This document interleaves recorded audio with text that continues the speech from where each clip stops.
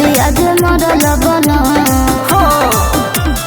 माफ कर सुना ये सनम अब नहीं होई ऐसन। माफ कर सुना ये सनम अब नहीं होई ऐसन। सॉरी बाबू, सॉरी बाबू। म्यूजिक बाय उत्सव गांधी।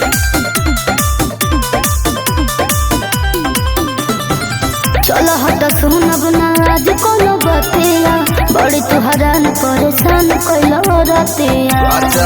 बुझलो गाजा के नशा में पह गइलू साजा, ऐसे भागा बाजानी पास हमरा आजा। ए हो काहे न बुझत रो? चलो हट सुनब ना आज कोनो बतिया, बड़ी तू हैरान परेशान कैलो रतिया। नशा में रही ऐसे पह गइलू साजा, ऐसे भागा बाजानी पास हमरा आजा। गाजा के मार के तू दम घर में मचला हुड़े दम। गाजा के मार के तू दम घर में मचला हुड़े दम। हे तो सुना ना, माफ करा सुना ये सनम अब नहीं होई ऐसन। माफ करा सुना ये सनम अब नहीं होई ऐसन। प्लीज बाबू मान जाना।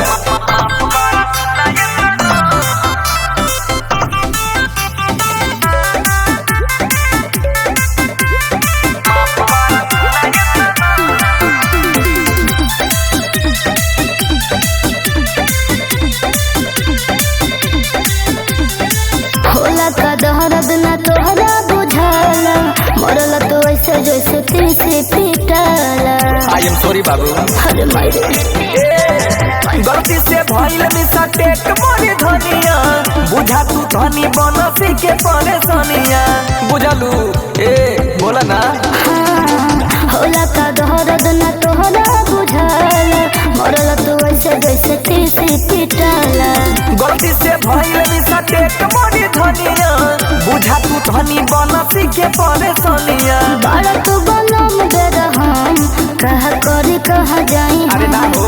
बाड़ा तू बनम दे रहम कहा करी कहा जाई।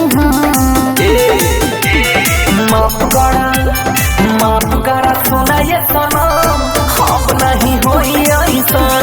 माफ करा सुना ये सनम अब नहीं होई ऐसन। प्लीज सॉरी बाबू मान जा।